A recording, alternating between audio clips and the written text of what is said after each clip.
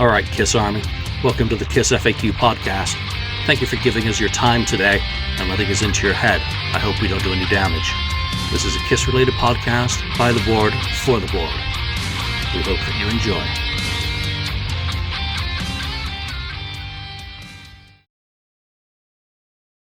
Welcome, everybody, to episode 360 of the KissFAQ Podcast. And no, you're not seeing things. It is me, Marcus Almighty. I am in the head chair today, taking over for Mr. Julian Gill, who is out in the United States, traveling around in the Boston area, doing research. And we wish that he's having a good time and is being safe out there. Today, I am being joined by some good friends. Number one, we have Daniel, all the way from Sweden. Thank you for joining us, sir. No problem. It's always fun. And, of course, we have the voice of reason, Mr. Ken, 69th Blizzard with us. How are you doing, sir? I'm doing good. Glad to be here. That's good. So, with that out of the way, why are we here today? Well, before we start that, let's just go over a few things to start off with. And the usual first thing is, did anybody get anything new today from the world of Kiss? I believe Mr. Ken has something to show us. Yes, I did. Actually, and it was today that I received it. So I finally received the off the soundboard vinyl, and actually got two copies. With one, of course. Yeah, of course, right? But one of them, this one is black vinyl. So we all know what that looks like, you know, black vinyl. But this is the what do they call it? The bone vinyl set. There's been other names thrown around. There's also been one that they said there's like a blue tinge to it now as well with the splatter there. Yeah, the ones in Europe. I don't know if it's going to be that blue. I think the one in Europe has a different tinge to, I believe it is. And some of them have a white cardboard instead of this, you know, your standard brown card. Cardboard. So pulling it out here, and we have 3 sleeves. Backside of the sleeve is pretty much plain nothing, but the front side has the songs and what LP it is. So, hey, what's this? Oh, I guess it's just the LP. All right, so we'll just pull out one of them to save time here. And just your standard paper sleeve, which drives me nuts, which you love, of course. Mark. All right. And let's get it out here and see what this... Yeah, it does look like bird crap. I mean, if you look at it... Oh, you know what, too? I'll show you something else. Okay. So here's... If you can see that. Yeah. And there's the label. That's not good. But it's kind of it does look like a bird pooped on something. On my clear vinyl. They just put it under a tree full of birds and just waited for them to come along, and there you have it. The thing I noticed on this just now is this label looks like it's off-center. I don't know. Well, maybe not. It's just the weird look. I guess it's the bootleg look to the actual label, because it's kind of not perfect the way they did it. Interesting, but yeah, I mean, there it is. So I'll be playing that and checking it out. From what I hear, it sounds real good. I know the CD sounds good. But I'm sure this is going to sound good too. I'd be interested on who mastered this one. But so that is my item. Newest edition. So Daniel, did you receive anything? I actually go to the library every year at a certain date because they sell off past magazines. All the magazines from the past years, they get rid of them because they just don't have enough room for them. So I always go out there and I pick out the Sweden rock magazines. So I get them for a real cheap price every number every year, but a year late, I don't know if you've seen this one. It really ties into what we're going to talk about today, kind of. But I think it's funny that Tommy. I have never seen Tommy on the Cover? on the cover of any magazine before, and it's a real in-depth interview with Tommy about his time prior to Kiss and his Kiss years, and really personal. And you get a lot of nice photos from his home and stuff like that. So I really enjoyed the article. So and he looks really cool on the cover. Mm-hmm. I like that guitar. That's cool a good look. picture. Yeah, Absolutely. So I had a good time reading this. Unfortunately, it's of course in Swedish, so you guys wouldn't understand a lick. Yeah.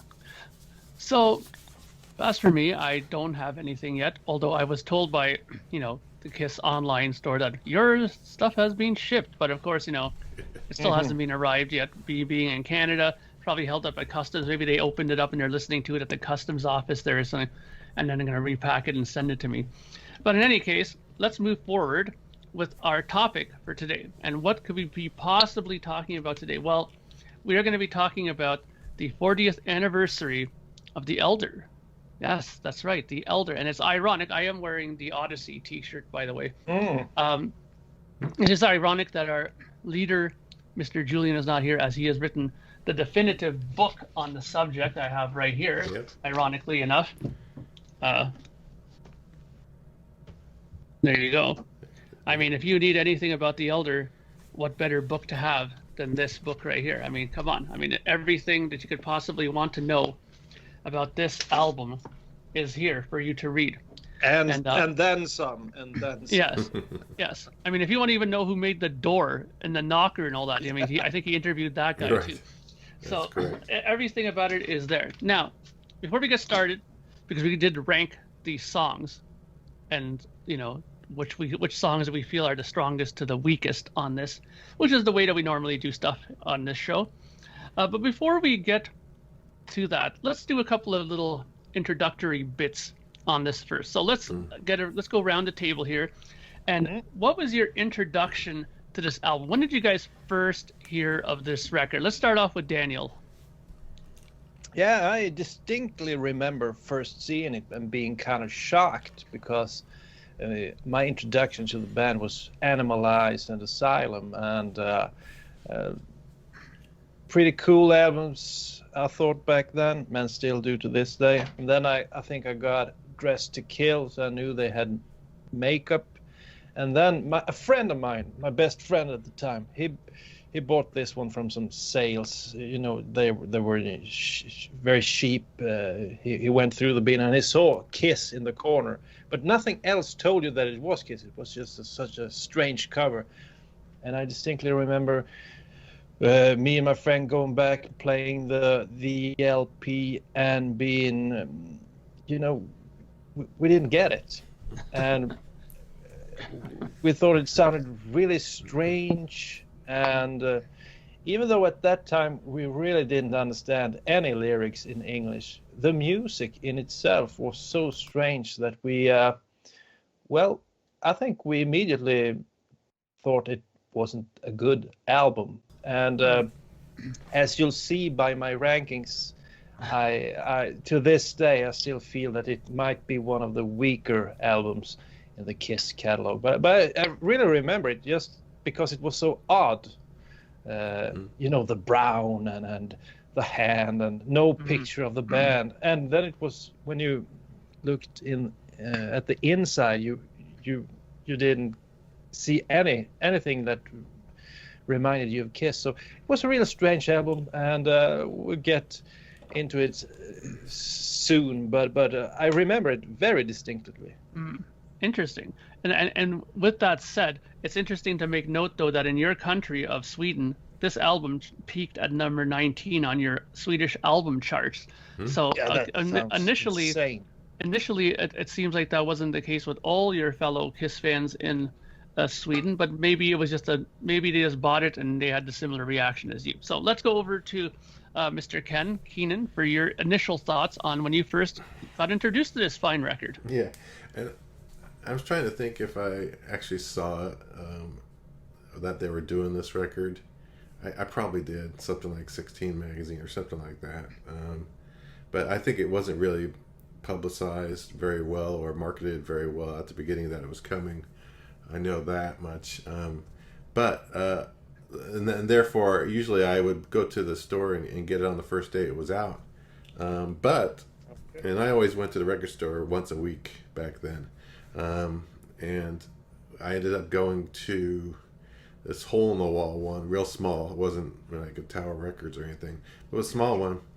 I remember walking in there and looking. They always had on the wall all the new releases on the wall. And then you had your normal record racks that you'd go through, A through Z and stuff. But on the wall is always the new stuff. And I was looking at it and I saw this brown cover and this little, barely you could almost tell is the Kiss logo. I was like, what?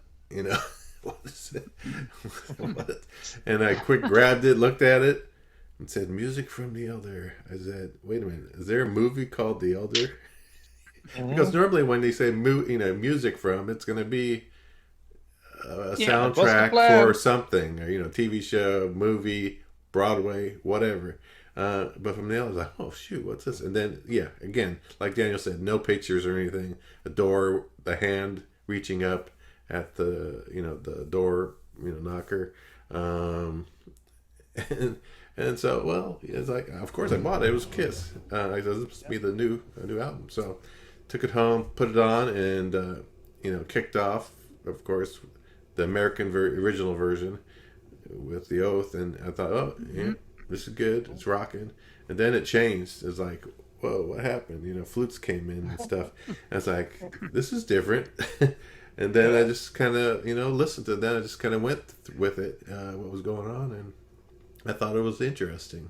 I didn't understand the story or whatever at that time. I had to listen to it more to try to figure it out, since the order scrambled. But I actually, though I enjoyed it. The more I listened to it, the more I enjoyed it. So. Ken, just a quick question, Ken. Did you think it was an improvement from Unmasked when you listened to it? I think it was necessarily improvement. I thought it was just different. Again, it was like we've talked about before, a left turn kind of thing, right? Yeah. Okay. So, I mean, and they've done that before. Obviously, Dynasty Unmasked was way different from, Love Gun and Rock and Roll Over. Which was different from Destroyer, which was different from. It seems that they've always kind of had a drastic kind of change in their music. Ken, when you were there at the time, what were you waiting for? Were you waiting for them to get back to the 77 type of style, or what was your thought? I wasn't waiting. Well, I was waiting for a more straight ahead rock and roll. Let's just say that. Yeah, well, it's interesting. When I discovered it, I was playing in a band with this guy, and he was a huge Kiss fan. Like, his whole living room was devoted to Kiss. He had everything plaqued and mounted, and the whole house was, Kiss. Yeah, and cool. He had a huge CD rack of all the CDs of the Kiss stuff, and I remember going through it and seeing a CD in there that I didn't see before, which was The Elder, and I pulled it out of his rack, and I go, "Hey, dude, can we play this on the excuse me? Can we play this on the way to our rehearsal?" And he's like, "You don't want to hear that." That's the first thing that he told me. When I pulled it, I go, "Why not?" He goes, "Honestly, it's terrible." And I go, "Really?" I go, "I've never heard this before." He goes, "Okay, you know what? I'll play it for you." And like the one that Ken mentioned, it did start off with The Oath, right? Yeah. And then as soon as Fanfare came on, I was like, "Okay, well, what's going on here?" It was like Jethro Tull all of a sudden, Right. Right. Mm-hmm. So I was like, I found it very odd, and we'll get into it in more detail when we get to the song rankings. But in the US, this album hit 75, didn't do too well, and it didn't even rank in Canada. Just a quick overview of how this record did do around the world. In Australia, it hit number 11. In Austria, it was number 12. In Dutch album charts, it was 39. In the German album charts, it was number 10. In the Japanese album charts, it was 21. In the Norwegian album charts, it was number 7. Wow. In the Swiss, it was number 5. It hit number 5 in the Swiss charts. How about that? And in the UK, it was 51. So there was some good charting, but the only country that this album actually got a certification in was Australia, where it got a gold certification for 25,000 Not copies sold, which makes sense because they had just come off of Unmasked and they had a huge tour there. So it makes sense. Now, there was only one real single off of this album, which was A World Without Heroes, which was backed with I believe. And there was only one other single released, and that was in Japan only, and that was The Oath, which I thought would have been probably a better single to have released than World Without Heroes. And of course, we all know that World Without Heroes has that infamous video with Mr. Gene Simmons crying at the end, probably because he realized how bad the album was. But in any case, I'm curious. Let's touch on that really quickly before we go on to the songs. What were your guys' reaction to the video of World Without Heroes? Let's start with Ken. Okay. Yeah, I remember I used to check the TV guides for things. Solid Gold was on. I used to watch Solid Gold for some music artists that played on there, and I saw this one. Kiss was going to be on. I was like, I'm checking this out. I'm going to watch it. So you watch it live. You can't, didn't have a recorder or anything. So I watched it as it played, and I saw that video, and I think they played one other song on there, right? It was I think. That was interesting. As I saw some posters after getting the album. I saw some promo posters, and there were things of pictures of them in their new outfits and stuff. So I was kind of prepared for that. That was really different. Kind of dark, screen, dark background, black and everything around it with just spotlights. The little tear at the end was kind of interesting. But I figured, it's probably one of those, they put the little eye drop thing on and give you the tear effect. But I thought it, I enjoyed it because I was at that point enjoying the album and enjoying most of the songs on the album at that time. So it was cool to see that video. Daniel? Yeah, I think it was an okay video. As Ken said, pretty dark, and the tear at the end. The biggest problem for me was that I had this image of Demon Gene. I wanted Gene to be fits like a glove Gene, War Machine Gene. I didn't care for his solo album and his Beatles stuff. And this was more in the vein of that. Even though he sings very well, and I don't mind the song, it didn't really fit his character. And I do remember that I felt he looked kind of silly.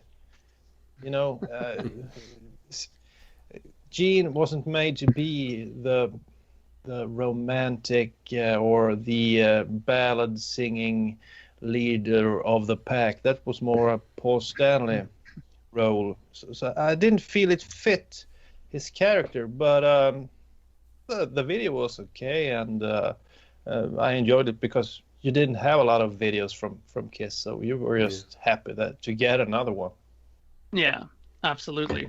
I remember the first time I saw the video, I thought it was really odd because like I said before, I was used to a certain style of Kiss, and just to hear the way the song started to begin with, I was like, this is really mellow for a Kiss, and it, back then I was also very much into the whole visual aspects of Kiss, and when they had Eric Carter with this monstrous drum set, and they were playing this little song like do do do do do do. I was like, why does he have this huge drum kit if he's only hitting a kick and snare for most of this? Like, I didn't like. To me, I was so wrapped up in those kind of little stupid things for some reason. Yeah, seeing the drum kit on Tears Are Falling was like, oh, what the hell is he playing? And then you saw this video, and I understand the emotions you got.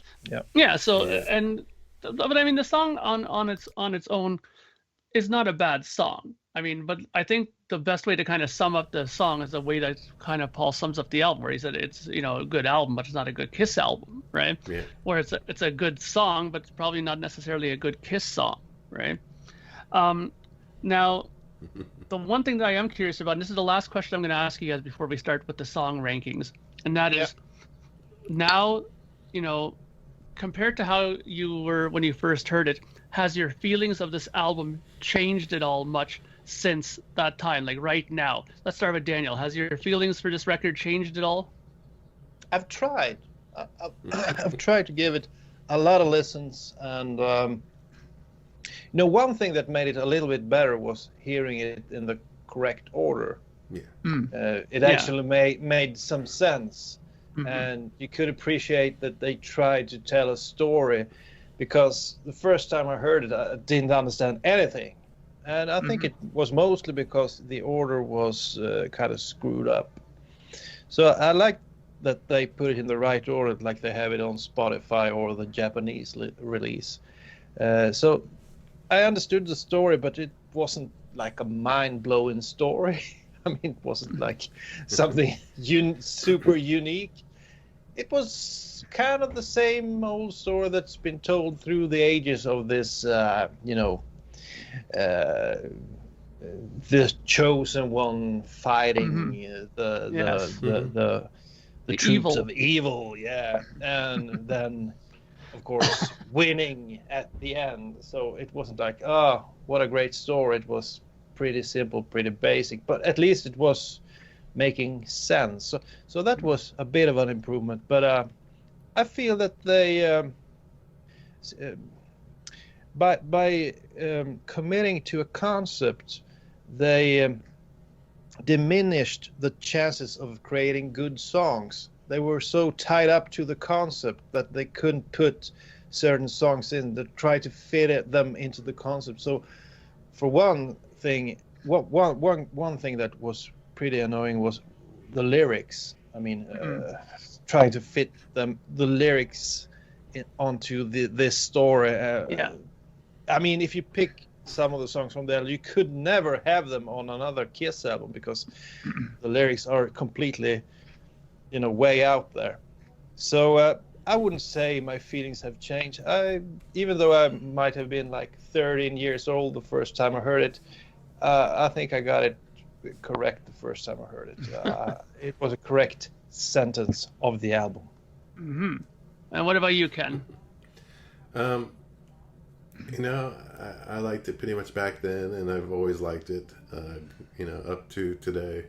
I find an appreciation for it. I do agree, though, the Japanese or whatever version song order makes more sense. They should have released it that way. Really, they should have released it that way. I mean, they just knee-jerk reaction, panicked, and let's put the O's first, put the heaviest thing, first, kind of thing. So I thought that was a mistake.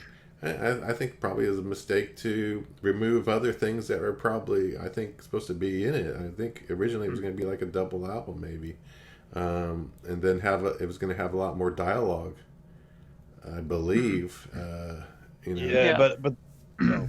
Yeah, don't believe we don't know. Here, but... We don't know. But hopefully, if they ever find the here we go. to put out a 40th anniversary kind of box or something that restores what would have been the original version that either Bob Ezrin had put together, Mark's favorite, and.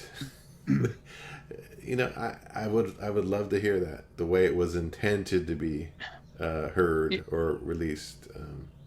But again, I enjoy the songs on it. I enjoy majority of the songs on it a lot. I have to hand it to you, Ken. You always have that. You always have that little. You're like that person that always holds on to hope. Even though we know that there's no way in hell there'll ever be a box set for this album.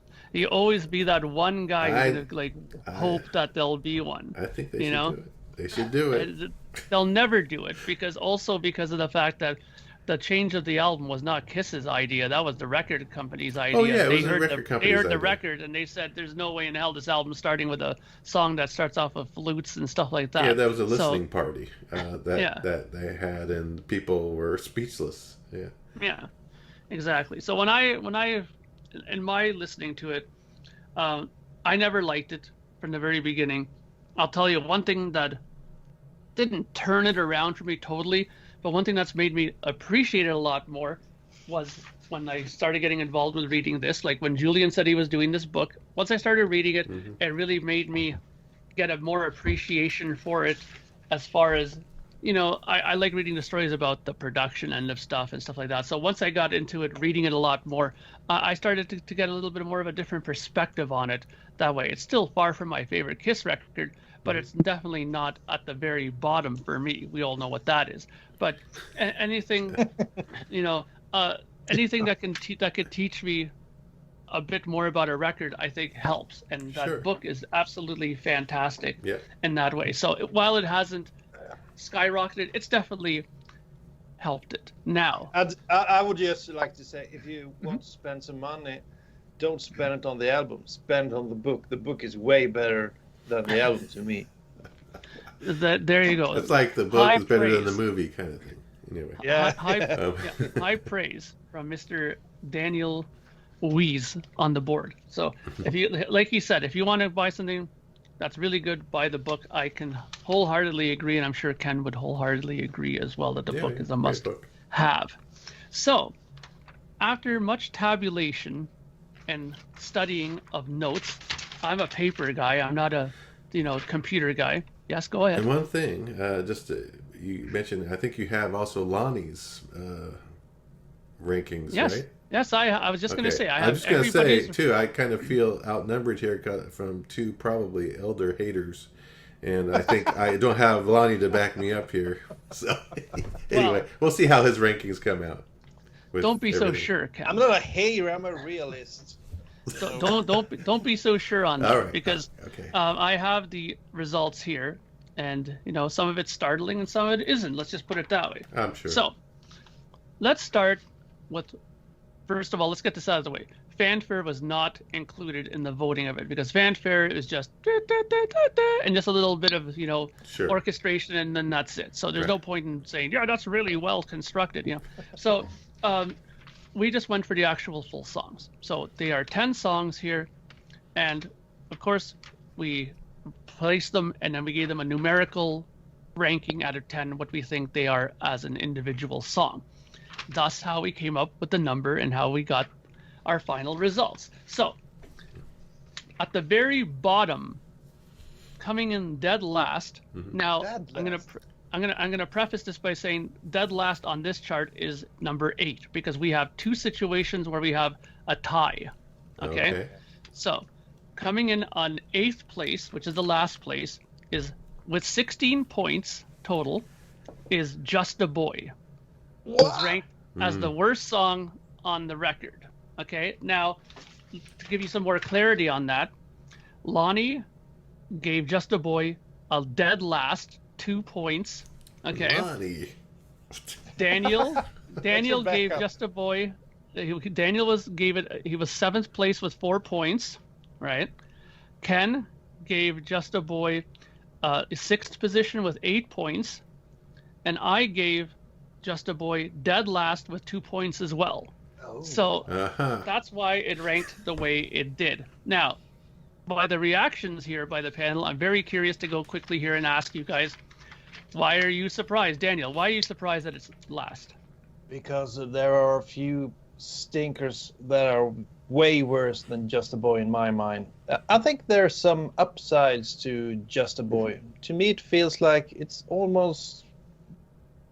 There's a good song in there somewhere, It feels like it's not really finished. There's some strong points, like I like the melodic solo on this one. It's a good solo. And I like the acoustic guitar, those parts. And the bass lines are pretty cool. So there's something in there, but and the drumming is very good as well. And they have some cool effects like scratching the pick against the strings and stuff like that. So there are some strong points.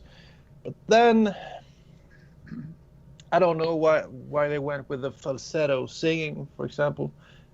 To me, that doesn't really work. Paul has been saying that he wasn't able to hit those notes with his, singing voice. So he was forced into the falsetto. And that is the producer's fault, of course. The producers should have done something differently to avoid the falsetto. And Bob Ezrin has said lately that he almost feels sorry for Paul that he was forced to do these kinds of stuff. I think Bob Ezrin also realizes that this was the total wrong way for Kiss to go, but a bit too late. And the lyrics are pretty ridiculous. Stormy sea and all that. So, but I do feel that you could turn this into something if Paul could use like his crazy night voice and belt out the chorus, and you get rid of some of the silly effects, and you focus more on the acoustic guitar and take away some of the silly stuff. I think there's a good song. I think you could make a pretty good cover of this, Mark, on your next record if you change it a little bit. Well, here's the thing. I think what you're trying to hit on is what I was going to say as well, is that this song needed editing, major editing. For example, the one thing that made me kind of not like this song is the very beginning, right when it goes, ring, does that first chord, okay, ring 2 times, okay, here it comes. No, ring 3 times. No, okay, it's coming now for sure. I'm like, what are they doing? Why are you playing that chord like so many times? Like, the editing is terrible on this song, And again, Daniel's 100% right. If the producer, and of course it's Bob Ezrin, so of course he screwed it up. If he would have been smart and said to them, let's change the key to a key that's a bit lower for Paul to sing this better in his full voice, then we would have had a full voice. But Bob Ezrin was so high on cocaine at this time, he probably didn't even know what key they were singing in to begin with. So, in any case, I think that you're right. He could have made it a much better song than it actually is. Yeah, but don't you agree? There's something there. You could actually make something out of this. Yeah. It is good. Yeah, of course. There's some good stuff, but they failed. But let's hear what Ken has to say. Let's hear what Ken says, I like the song. I've always liked the song. And you know what? There's a reason he's singing in falsetto is because it's to sound like a young boy. That's why he was singing in falsetto. So he's supposed to be this young boy that's going to be, they're looking at him as being their, savior or the hero, right? So I think it still sounds like crap, Ken. It's not crap. It's not crap. The first time I heard it, I was kind of confused by it. I remember, but then, I heard it enough times. Like, oh yeah, it makes sense. It's pretty. You good. get used to it. I guess you get used to it, but I thought the orchestration, the sound, and everything was perfectly fine. Love the acoustic guitar. I don't know. I enjoy it, so we can move on from that one, I guess. Okay, because next up, and this next song is only better by 1 vote. So Just a Boy had 16. Yeah. This came in 7th place with 17 points, and that is Escape from the Island. Is next. Really? I thought something else would be there. Now, anyway. And the voting for that goes as follows. Lonnie voted it 9th with only 3 points, Escape from the Island. Ken voted it 9th as well with 6 points, so he gave it far more points in that low position. Points, yeah. Daniel voted it 6th place with 5 points. Okay. And I voted it in 9th place as well, second last, with only 3 points as well. Hence why it is down in the low position. Now, before I ask you guys, I'm just going to say my piece really quickly on this one. To me, this just kind of seems like they were jamming together, because I know it's Bob Ezrin on bass doing this with, with Eric Carr and those guys. And I think they were probably working on a song and it never got it completely finished with Ace and them. And I think they just kind of just stuck with it and said, you know what, we can turn this into a kind of a quick instrumental and we can use it as part of the storyline to make it, the part where he escapes off of the island, for an example. So I think that this song, if it was worked on more, could have been a far better song than it actually is. Because as an instrumental, it's still lacking a bit of things to be a really good instrumental. So let's go on to you guys and see what you think. Daniel, what do you think? I'm not very big on instrumentals, but and I didn't know they were on an island either. So that was kind of a surprise to this great story. Maybe they should have mentioned it. Mentioned it earlier in the story. It wasn't on the original. It wasn't on the original pressing. This album, don't forget. Yeah. Escape from the Island only came on the Japanese ones and stuff like that. So, go on. And it reappeared on the version I got of Kiss Killers, at least from Japan. It was there as well. So it's been used here and there. I think it would have been cool. I totally agree with Mark. It feels like a jam session, but it's a promising jam session. It's rocking, and it would have been real cool if Ace could have had some vocals on this one. It's very promising, but without vocals, it just seems like another incomplete songs. Much like Just a Boy, I think there is something good in there, but it's not really finished. And it kind of reminds me of Every Car Jam from Revenge.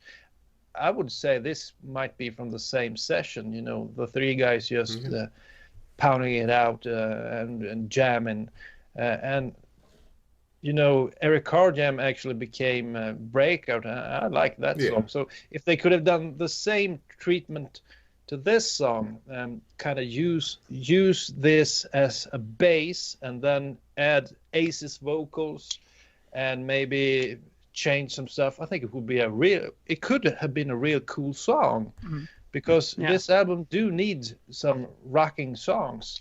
And I think the riff is pretty cool. I think that riff, you can do something with it.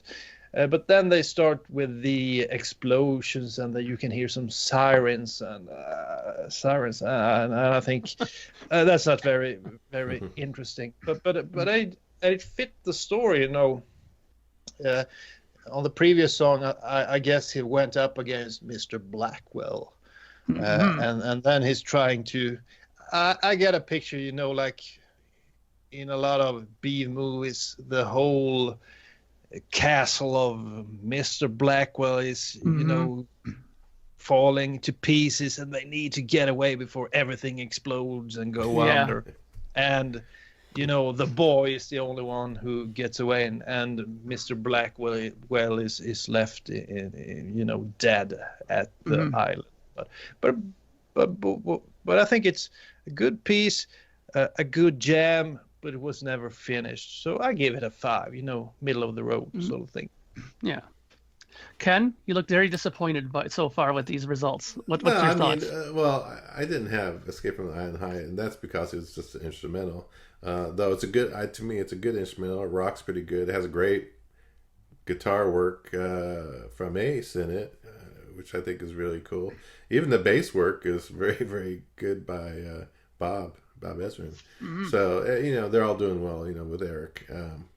So I think it's good. It's just not one of those songs that I'm going to say, hey, you know what? I need to go listen to Escape from the Island today. You know, it's just not, that's not going to happen. So that's why it falls lower on my list. Though I enjoy the song as part of the album. Very good. Okay. So next up, number 6. Now, this one, again, is only better by 1 point again. Okay. This is very close in these votings here. This has got to be what I think it is. It better be. So this came in with 18 points, so one higher than Escape from the Island, and number 6 is Odyssey. Right. Now, let's see how that came out in the voting. Who ranked that one high?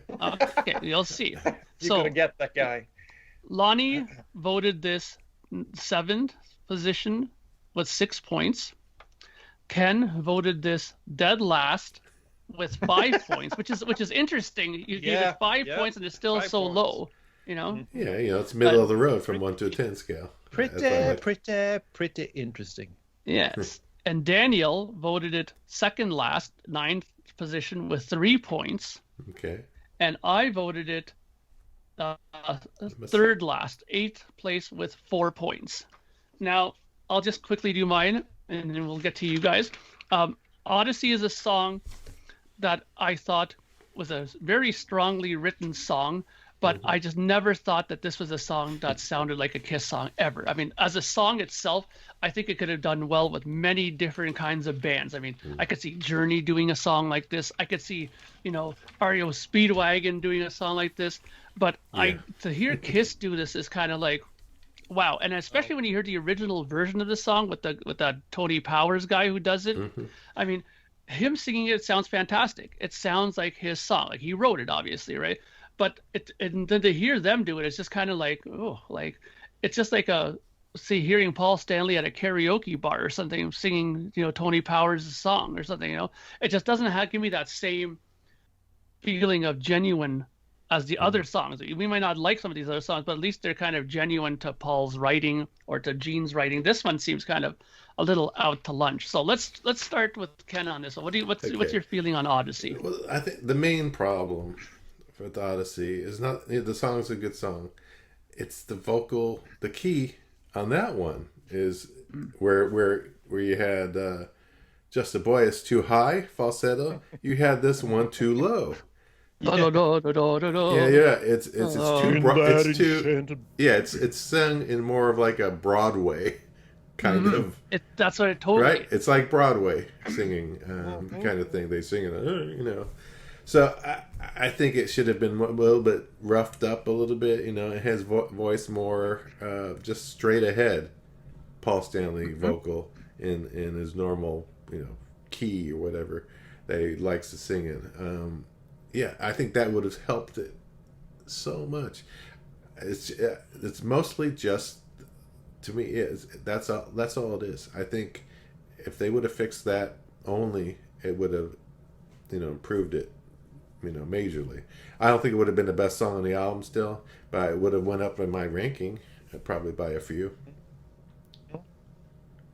Yeah, and I agree, and I think the funny thing too is that where it's positioned on the original album, like second last on the album, makes no sense story wise. But when you replace it and you put it in right after Just a Boy, it kind of makes sense to the story, right? That way. Yeah. So Daniel, what are your thoughts on Odyssey? Well, the strong points I would say is I like the start, kind of, how do you say it? Pompous, is that a word? Yeah, pompous. Pompous, Yeah, true. Yeah, and I kind of like that. It reminded me of some of the 80s James Bond themes. I'm a sucker for late 70s, early 80s James Bond something themes. Of the For 80s Your Eyes or Only. 70s. Yeah, exactly. Okay. Or maybe earlier movies like maybe that Goldfinger. Live and Let Die. Goldfinger. Very pompous, and you feel now he's going out on the journey on the Odyssey. But then something happens. You add violins, piano, and those god-awful lyrics. And as Ken said, that strange voice, to me it almost sounds like an Elvis impersonator, and not a good one. In that enchanted place. I mean, it doesn't sound comfortable. Yeah, ho, ho, ho. Should have done young Elvis instead of old Elvis. Yeah, old Elvis. But old Elvis was a lot better than this. So the key was wrong. Once again, the key was wrong. What the hell was Bob Ezrin doing? He must have heard that this didn't work. You know what he was doing. He was sniffing that line on the mixing board there. Yeah, but still, he could be high and hear that this is totally awful. But he didn't do anything. He didn't do his work. He didn't do his job. It's his fault, I think, that this happened. So I'm with Mark on this one. And the stick that they do 3/4 into the song is just awful. There's a child in a book looking in a blah, blah, blah. Child in a sundress looking at us. Yeah. I mean, what the hell is that? So people who say the Eller is just great, I mean, they're brainwashed. This is completely garbage, and I gave it 3 points, and I feel I was kind of kind. Yeah, being generous a bit, eh? Yeah, generous. Yeah. Yeah. Okay, interesting. Interesting, very interesting, because now we come to a song in the 5th position. I just have to say one thing, Mark. I think it's really interesting to listen to the scores when you say them like this. I have no idea what you guys think of the album, really. So it's a lot of surprises, and I'm curious to see which is the best song on the album. Yeah, continue. Yeah, so it's going to get more interesting, because the next song is, again, only separating Odyssey by 1 point again. Mm-hmm. Now, coming in 5th position with 19 points is Mr. Blackwell, is in that position. Okay. Now, how did that get voted on? Because I know that some of us probably thought that should be lower than the position that it's in, but we can explain it this way. Yep. Lonnie voted Mr. Blackwell 8th spot with 5 points. Okay. Ken voted Mr. Blackwell at 8th position with 7 points. Okay, so that's pretty high for 8th position. Daniel voted Mr. Blackwell completely last with 2 points. Okay, he put in the toilet, the absolute bottom of this toilet. Oh, yeah. And I voted it 7th position with 5 points. Now, again, I'll just do mine quick, and then we can get to you guys. This song, I never thought it was a great Gene song. There are elements of it that are good. I mean, Gene's voice is very Gene. I mean, this is very much in his character. But that beginning, it almost sounds like he was trying to do his blood spitting thing at the beginning. Like on the I'm like, why did they put that in there? I don't That's understand. The best part of the song. It's the evil coming, maybe, the evil person coming. Yeah. But I mean, it just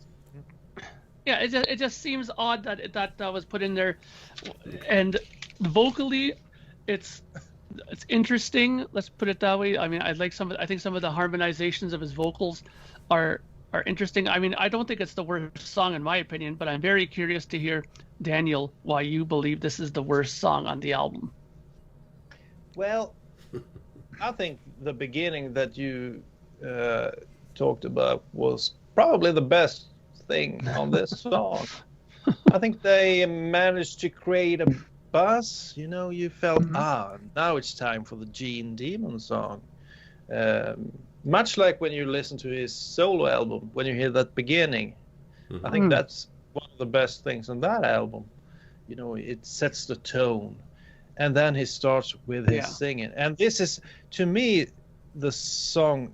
I mean, Gene sings beautifully on this album, but not on this song. He's trying. This was supposed, I guess, to be the Demon song, but it fails miserably. Especially the chorus disturbs me a lot. I can't listen to it. And we can tell. Go to hell. I mean, it doesn't sound good. It almost sounds like that. I'm trying to impersonate it. So, but they do have some stuff like the backwards vocals at times, and you slow down voices. So basically, to me, Bob tried to do God of Thunder Part 2 here. But if you compare God of Thunder with this one, there's just no comparison, because and the main point when listening to this song, it feels like it's like 10 minutes long. It's so boring. Nothing happens. And the vocals from Gene, he's trying to be the demon, but he doesn't have the material to make the demon character come forward. So it's a pretty bad song. Yeah. Ken? Yeah, I don't think it was as bad as what Daniel has said, but I know he doesn't like it, but I think it's okay. It's lower on my list. Truly, I only don't like one song on this whole album, or don't like it much. You know, Odyssey is my bottom. Everything else is pretty good for me for the most part, and everything. And then there's some real standouts that we'll come to. But yeah, Mr. Blackwell was 8 on my list anyway, as a lower of those, songs. There's some funny parts of Mr. Blackwell where a middle part where there's like, that kind of sounds going or whatever it is. It just I don't know, for whatever effect, trying to make it eerie and that sort of thing. But it's okay. It's a pretty good song. Not my favorite, but it's still okay for me. Interesting. Okay, so one thing that's interesting, speaking of interesting, is that we come to a point now in the list where we are now going to take a huge jump in points. Now, the first 4 songs I mentioned, Just a Boy, Escape from the Island, Odyssey, Mr. Blackwell, were all separated by like 1 point, right? Now, the difference between Mr. Blackwell and the next one, which is a tie, there are two. The next ones are a tie. There's 2 songs that came in at 26 points, so that's a 9-point jump from the other song. So this is like the cream of the crop we're gonna hit now. Yeah. So a 7-point jump, and the tiebreaker, the tie that we're at now in 4th position is with Under the Rose and Dark Light, tied for 4th place with 26 points. Now, really, the interesting thing with this is that Dark Light, Lonnie voted that 3rd place, 8 points. What? It was near the top for him. It's a little high. Ken voted it 7th place with 7 points, and Daniel voted it 4th place with 6, and I voted it 6th place with 5th. And the funny thing too is that Under the Rose, Lonnie voted that 5th with 7 points. Ken voted Under the Rose 2nd place with 10 points, which was surprising. Under the Rose for Daniel was in 8th place with 3 points, and I voted it 4th with 6. So it's interesting, not very impressive for Daniel as far as Under the Rose is concerned, and Ken is loving Under the Rose. So let's talk about Under the Rose first. So why the big contrasting difference? For me, I'll just say that Under the Rose I thought was a decently written song. I loved the acoustic guitar playing in that. I thought the vocals were well done. I like how Gene sung it in this. The only thing I didn't like too much was those kind of, will you take me? Oh, those low vocals were kind of like, oh God. Yeah, those were so like, totally ruined it. That's my point as well. But I'm curious to see what you guys think. So let's go to Ken. Why the love for Under the Rose? I've always loved that song, and actually, I almost put it as number 1. The only reason I didn't put it as number 1 because my number 1 kind of goes with that. It just kind of goes hand in hand with that. The songs go together, in my opinion. So that's why I left it as 1, 2 that way. Otherwise, I would have ranked it number 1. It truly is my favorite song off the album. I think it's fantastic. Fantastic riff. I think that riff was came up by Eric Carr, and great vocals by Gene. And I like the middle, the I don't know if you want to call it the choir or whatever, the male voices coming in. It's monks. It's the monks or whatever. They're singing at the boy. They're singing. They're all telling him. I can see a little stadium, seats on the round, and this boy is standing in the middle of this round circle area, and they're all telling him, this is the story, we're telling you what to do. So I think, you have to take the oath, and someone's there, he's got to raise his hand and swear on the Bible or something. But anyway, I just think it's a great song. I love the guitar solo where Bob broke it down. It's the same guitar solo, but it's a delayed guitar solo, and I always called it like a follow the leader type guitar solo. He's playing the guitar solo, and then it comes in later again on the other right channel. I think it's just totally cool. Great song. And again, great riff. That is such a cool riff in that song. It is. Daniel, you don't agree? I don't like the riff, but I guess it's subjective. But I do agree, Gene has some beautiful vocals on the verses. But what the hell happens on the chorus? The contrast of the beautiful verses and that chanting, it's too much of a contrast. I mean, it's like from two different songs to me. And once again, I would have Gene sing the chorus. Would have been much better in my opinion. Instead of having much like Ken, I got a picture in my mind, but it was a bit different. I saw 10 Catholic priests screaming at a little boy, trying to force him to do something he didn't want to do. Okay, wait a minute. That's not my picture. We don't want to go there. That's not. So that was That's my not view. a good picture. So leave the priest. You don't need priests on a Kiss album. God damn it! It's completely wrong. It's not. They're the elder. I just couldn't take this song because that was in my mind. But I guess. Well, we know where Daniel's mind is gone. So anyway. Yeah.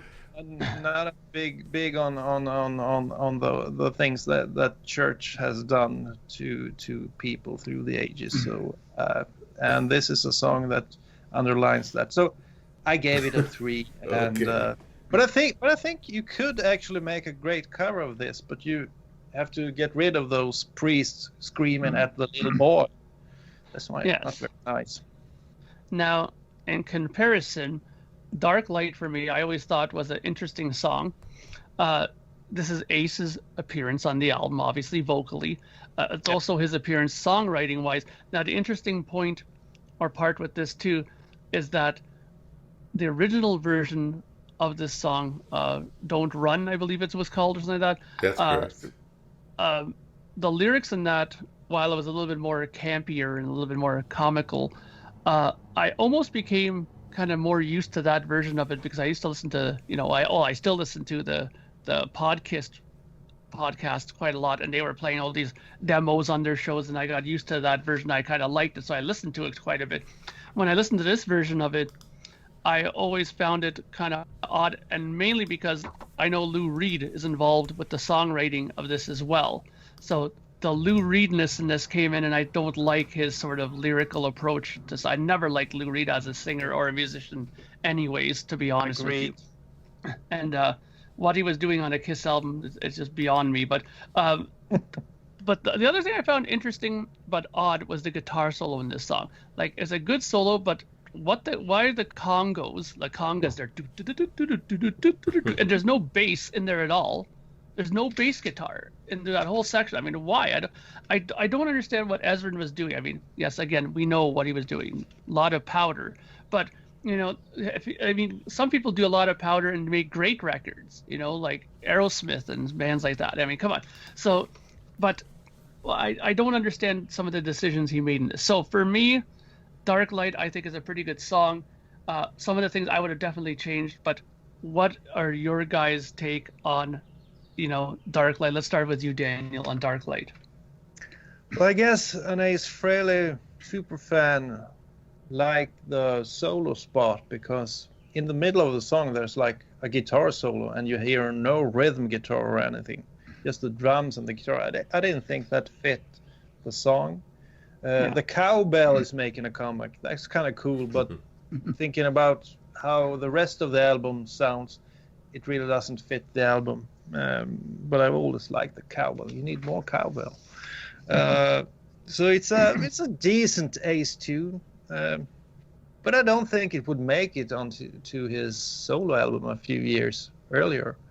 I think it's a little bit below what he did a few years earlier. But it's a rocker, and but I do feel at times that Escape from the Island could have become a better song if he added vocals and they worked on that a little bit.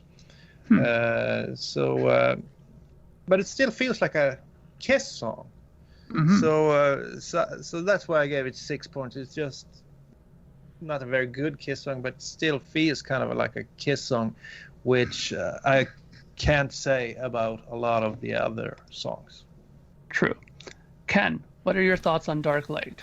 Yeah, it's a decent song. It's your standard Ace type song, obviously, with the changed lyrics from his original version. I don't know if he needed to do the stretched out kind of guitar solo in the middle. I mean, the guitar solo is fine, and it kind of goes and he's kind of repeating his note, as fast as he can. He's really like going off on the guitar there, but which is pretty cool. But I don't know if it was necessary to do it as long as it went on. Otherwise, it's a decent A song, but it falls lower on my list, on the lower half of my list, because it's just it's a good song, but not one of the better songs on the album. Yeah, definitely. And again, it's interesting because this is one of those songs, again, when we talk about the contrasting track listings, on the original version of it, Dark Light appeared right after Just a Boy in the 4th position, but on the reissue and in the proper one, Dark Light appears much later after Under the Rose. So I guess, again, thinking story-wise, I think when it's put in the proper story structure, the songs make a heck of a lot more sense to me. Okay, so next up, and again, we have another tie, and this is the last tie because the rest of it is just complete clear winners. So the tie for 3rd place, and now Under the Rose and Dark Light had 26 points. These next two come in at 29 points, so it's another 3-point jump on this.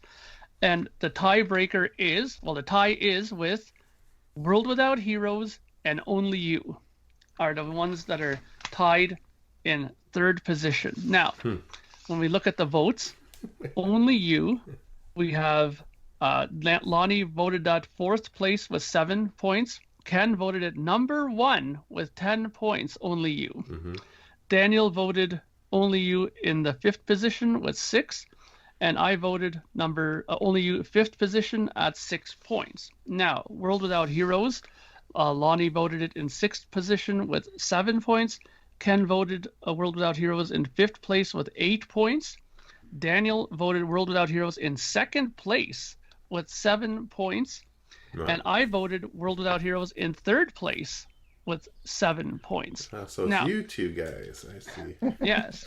So I'll start off with my thoughts on World Without Heroes. Again, like I said about the video and stuff like that, it's a good song. In comparison to the other songs that we talked about, I think there's less I have issue with on this song, as far as there isn't any kind of crazy low monks singing or there isn't any of those kind of things happening in there. It's just more of a sort of balladish song. This has some nice string work, some nice production in here. Again, I just think it's just not a song that I would have expected on a Kiss album. Again, we have the appearance of mine and Daniel's best friend, Mr. Lou Reed, on the vocals in the lyric department. So, of course, that's a strike to it right there, in my opinion. But other than that, I think it's a pretty decent song. This is why I kind of ranked it in that position. So let's go over to Daniel with this. What are your thoughts on World Without Heroes? You put it up pretty high. Yeah, I think it's a pretty good song. But I just have to say, for the record, Lou Reed did an awful job on this one. But have you ever heard that thing he did with Metallica? Mm-hmm. Yeah. That's way Terrible. Worse. That's like the worst stuff you can ever listen to. So So he should be kept away from rock and roll and heavy metal. But A World Without Heroes, you have some, I think it's called a French horn and some violins and stuff. Mm-hmm. But with this song, I think it fits.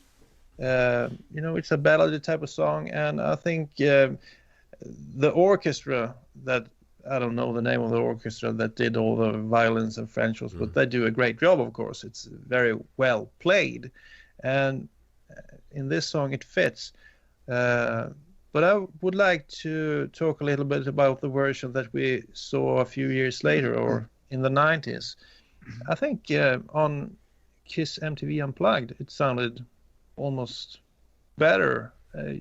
So like a stripped down version, because I think the strongest thing with this song is Gene's vocals. I mean, he sings it beautifully. It's not the demon Gene. This is Gene going in and trying to sing it as beautiful as he can, and I think he succeeds. It's a very good performance from Gene. And I would also like to mention, you didn't talk about the solo, but This is a pretty good, no, I would say a very good solo written by Paul and performed by Paul Stanley. And Paul has some melodic instincts that some of the other band members lack. And for example, you know, the Tears Are Falling solo is just such a classic. But if you listen to interviews with Bruce, it seems like Paul Stanley coached him through the solo. He knew how he wanted it to sound, but he couldn't really perform it himself, I guess. So he always has a great feel. I would wish I wish he did more solos, because this is, to me, a solo that fits the song perfectly. And I gave this a 7. I think it's one of the absolute strongest songs on the album. Interesting. Ken, your thoughts? Yeah, I mean, it's a great song, but I had it on, you know, the middle of my list, because I still think there's, you know, 4 songs better than it on this album.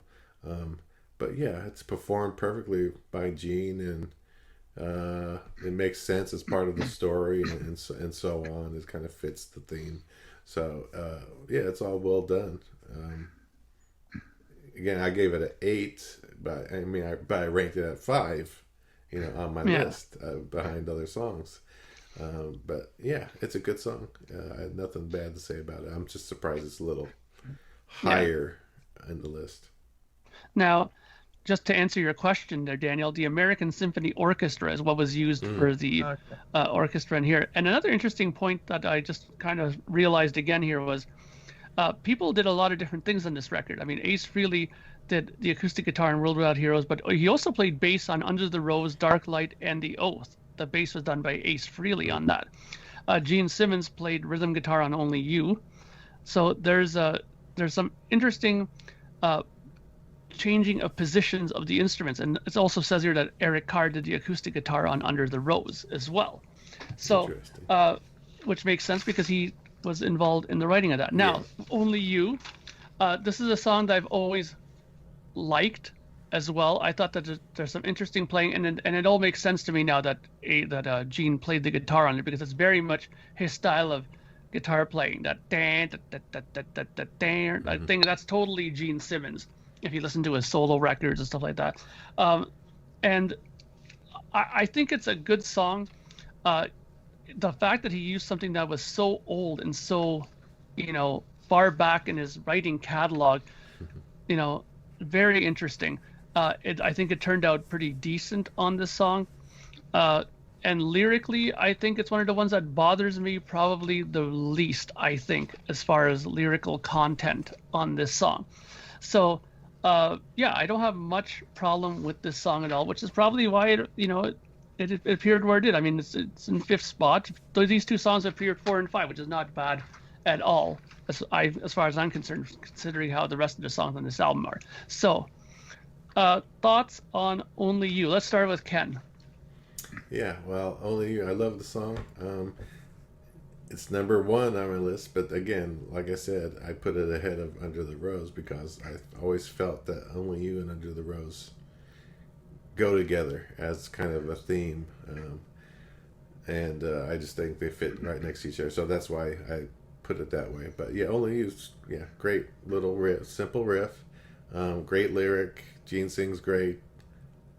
It's just a cool little song that he pulled out from one of his old songs and changed the lyrics to fit, you know, the theme. So I like it. Number 1, I give it a 10. It's good. It's good for me. Nice. Daniel. The problem with the song is that it gets the elder treatment. I think there's, once again, a great song in there somewhere.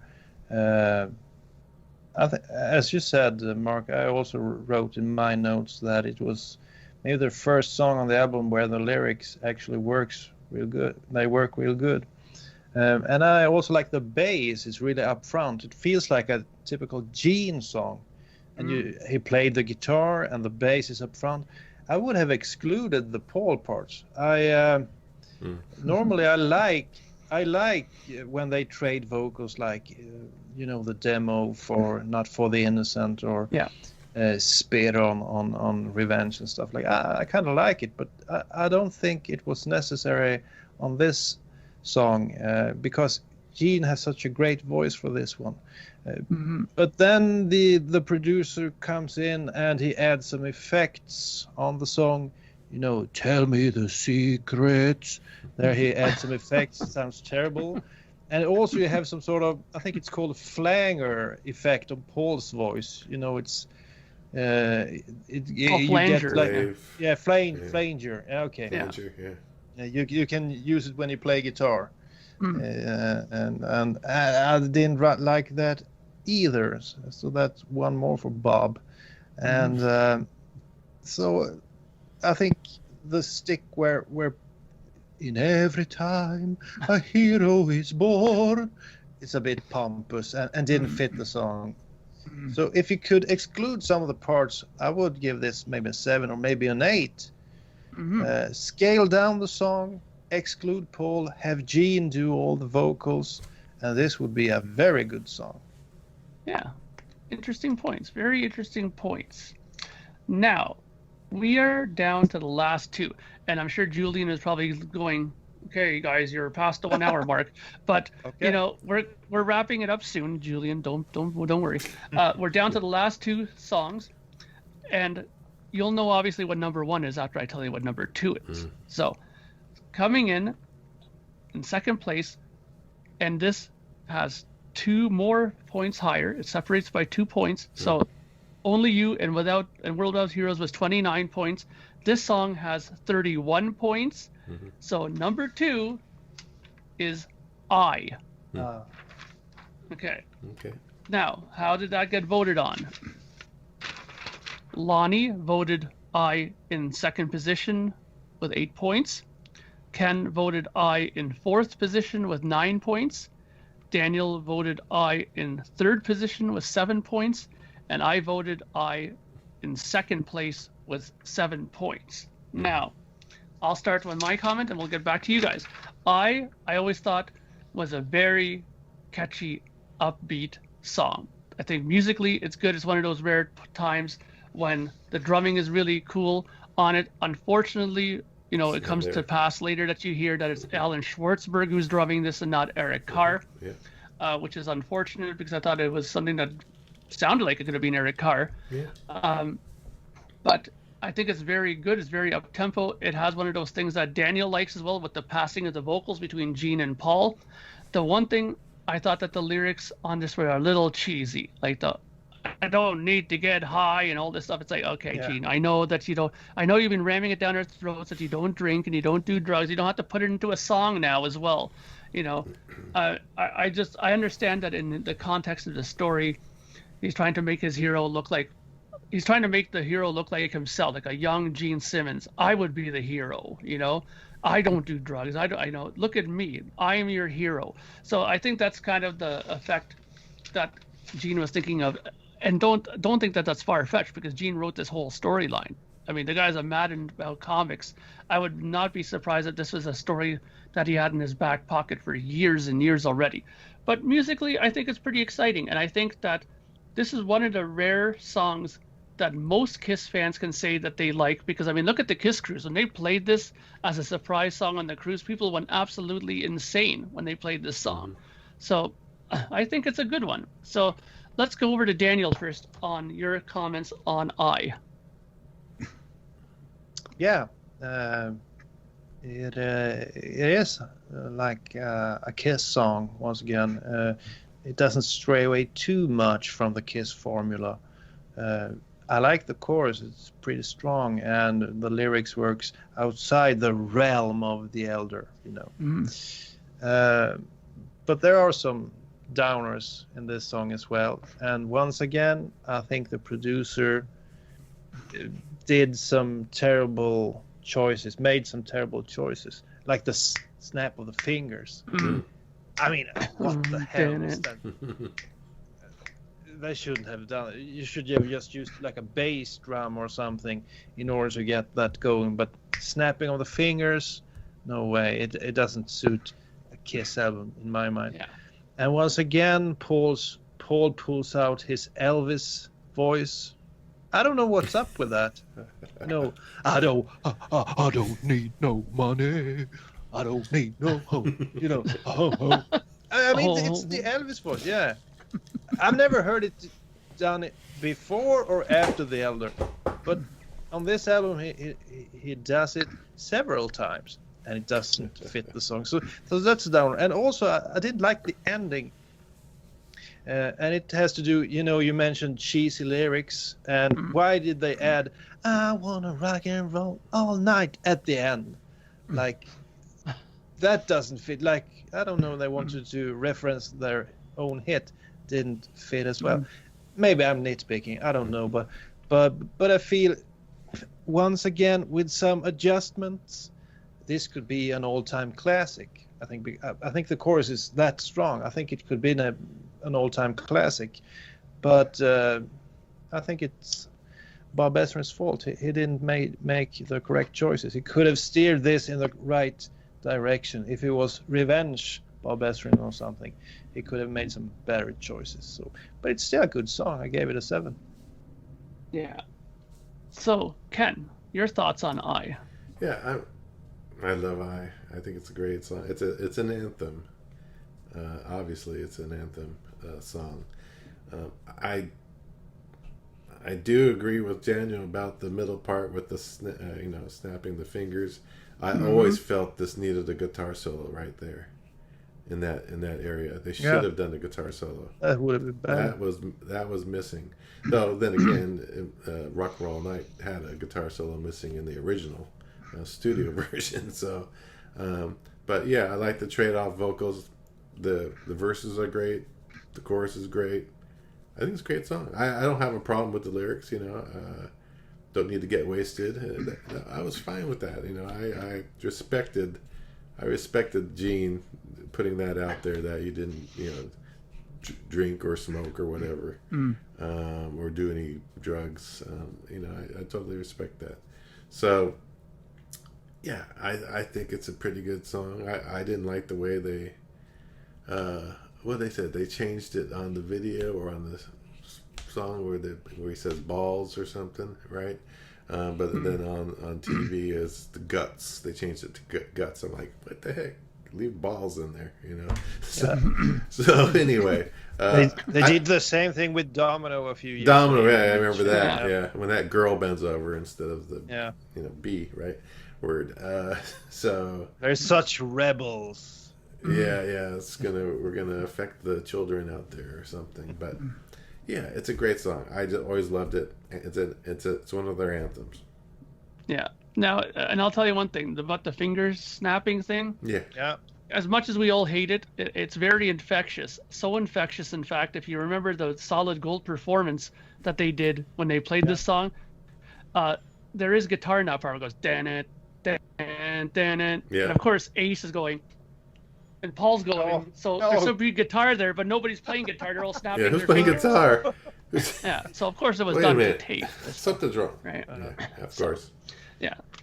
All right. So we all know what number 1 is now, but let's just clarify it for everybody who has been maybe not following along closely. With 33 points, so 2 more than I, coming in at number 1 is The Oath. Now, how did everybody vote on The Oath? Lonnie voted The Oath number 1 with 9 points. Ken voted The Oath number 3 with 9 points. Daniel voted The Oath number 1 with 7 points. And I voted The Oath number 1 with 8 points. So everybody except for Ken voted The Oath in first position. Now, again, I'll say my little point. I always loved The Oath. I thought it was a great song. That opening guitar lick is fantastic. I always thought that in one way it was smart to put The Oath at the beginning of the record, especially if they felt that the rest of the record wasn't as strong a record commercially for them as it could have been. It's better to at least have the Kiss fans excited at the beginning and then maybe lose them as the album goes, rather than hope and pray that they would stick around and listen all the way to like the second last or third last song on the album, where it was in the remaster. You know, where in the original version, the Oath is way after. It's like after A World Without Heroes and before Mr. Blackwell on the original story version. So I like the guitar playing. I like the singing. Again, we do have a bit of Paul Stanley falsetto in this. It's not as bad in this situation, I think, because the music is really rocking and, you know, powerful.